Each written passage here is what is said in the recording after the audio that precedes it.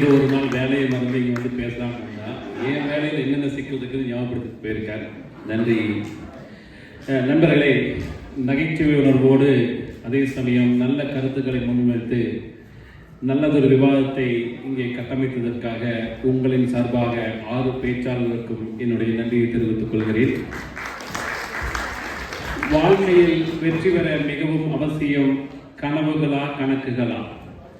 கனவுகளா என்பதை நாம் எப்படி புரிந்து கொள்ள வேண்டும் என்றால், லட்சியம். அவர் சொன்னது போல விஷன் ஸ்டேட்மெண்ட். எந்த ஒரு நிகழ்ச்சிக்கும் எந்த ஒரு நீங்கள் அச்சீவ் செய்ய வேண்டும் என்றால், வாழ்க்கையில் நீங்கள் எதையானாலும் நீங்கள் அடைய வேண்டும் என்றால் முதலில் நீங்கள் அதற்கு ஆசைப்பட வேண்டும், அதற்கு விதை இருக்க வேண்டும், குறிக்கோள் இருக்க வேண்டும். அதுதான் கனவுகள். இவர்கள் சொன்ன கணக்குகள் என்பது அதற்கான செயல் வடிவம், அதற்கான செயல் திட்டம்.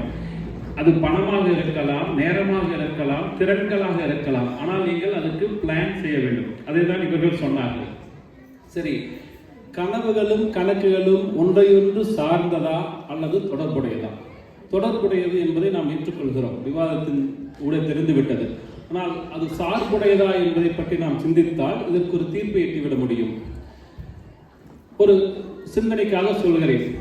இவர்கள் சொன்ன கனவுகள் செயல் திட்டம் இல்லை என்றால் அது வெறும் கற்பனைகளாக முடிந்துவிடும். இவர்கள் சொன்னது போல உள்ளுவதெல்லாம் உயர்வுள்ளல். சிந்தித்து பாருங்கள், எண்ணி பாருங்கள். ஏன் குறைவாக எண்ணுகிறீர்கள்?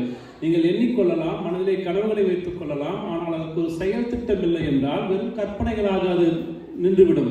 வெறும் கற்பனையை கொண்டு நீங்கள் வெற்றி அடைய முடியுமா என்றால் முடியாது. அது எப்படி இருக்கும் என்றால் மண் குதிரையை நம்பி ஆற்றில் இறங்கிய கதை போல் ஆகிவிடும்.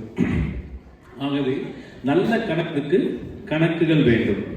சரி, இந்தானே சொன்ன கணக்குகள். கனவுகள் இல்லாமல் கணக்குகள் இருந்தால் எப்படி இருக்கும்? இவர்கள் சொன்னார் இல்லையா, அலுவலகத்திலே நீங்கள் இது இயல்பாக கேட்கக்கூடிய ஒன்றுதான். நான் ரொம்ப ஹார்ட் ஒர்க் பண்ணுங்க, ஆனால் கிரெடிட் எல்லாம் மற்றவனுக்கு போயிடுச்சுங்க. நான் ரொம்ப ஹார்ட் ஒர்க் பண்ண, அவனுக்கு ப்ரொமோஷன் வந்துருச்சுங்க. காரணம் என்னன்னா, உங்களுடைய எஃபர்ட்டை நீங்கள் கோஆர்டினேட் பண்ணல.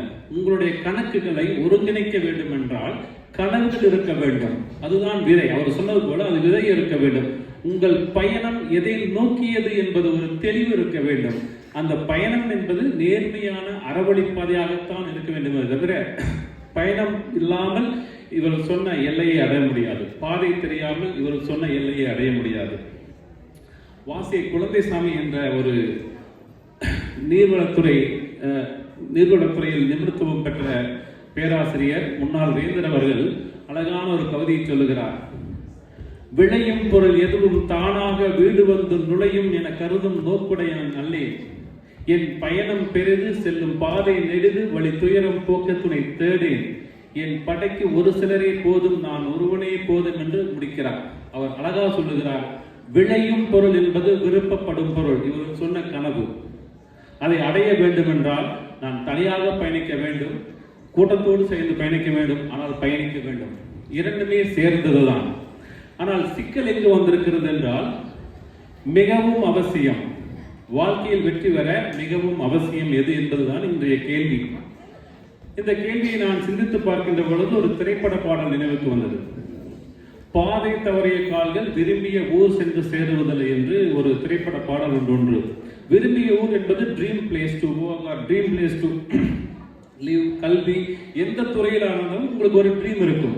ஆனால் அந்த கனவை எட்ட வேண்டும் என்றால் பாதையில் செல்ல வேண்டும். பாதை தவறிவிட்டால் கனவை எட்ட முடியாது. ஆக எது முக்கியம் என்று தோன்றுவதால் பாதை என்பது கணக்கு. சரி, நான் திரைப்பட பாடலோடு நின்று தீர்ப்பை சொல்லிவிட்டால் அது சரியாக இருக்காது. நான் திருக்குறளை தேடி பார்த்தேன். பல திருக்குறள்கள் இருக்கின்றன கணக்குகளை பற்றி. 2 திருக்குறளை சொன்னால் இந்த தீர்ப்பு உங்களுக்கு எளிதாக புரிந்துவிடும். இதனால் இவன் முடிக்கும் என்றாய்ந்து அதனை அவன் கண் விடல் என்று வள்ளுவர் சொல்லுகிறார். எதை யாரிடம் கொடுத்தால் எப்படி நிறைவேற்றுவார்கள் என்ற தெளிவு இருந்தால்தான் நீங்கள் சொன்ன விஷனை அடைய முடியும். அதே போல அடுத்த குறள், எண்ணிய எண்ணியாங்கு எய்துவ எண்ணியர் திண்ணியராக பெறேன் என்று தெளிவாக சொல்லியிருக்கிறார். உங்களுடைய குறிக்கோள் ஒன்றுதான். ஆனால் அதற்கு நீங்கள் அடைய வேண்டும் என்றால் நீங்கள் உறுதியோடு செயலாற்ற வேண்டும். அப்பொழுது இங்கு என்ன தெரிகிறது என்றால், கனவு என்பது ஒன்று, ஆனால் அதை அடைய தெளிவான திட்டமிடல் வேண்டும். திட்டமிடல் வேறொன்றும் இல்லை. கனவுகள் தான், கணக்குகள் தான். ஆகவே இப்படி சொல்லி நிறைவு செய்கிறேன் நண்பர்களே. வாழ்க்கையில் வெற்றிக்கு அடிப்படை என்பது இவர்கள் சொன்ன கனவுகள். ஆனால் அதை அடைய வேண்டுமென்றால் மிக அவசியம் கணக்குகளே என்று சொல்லி,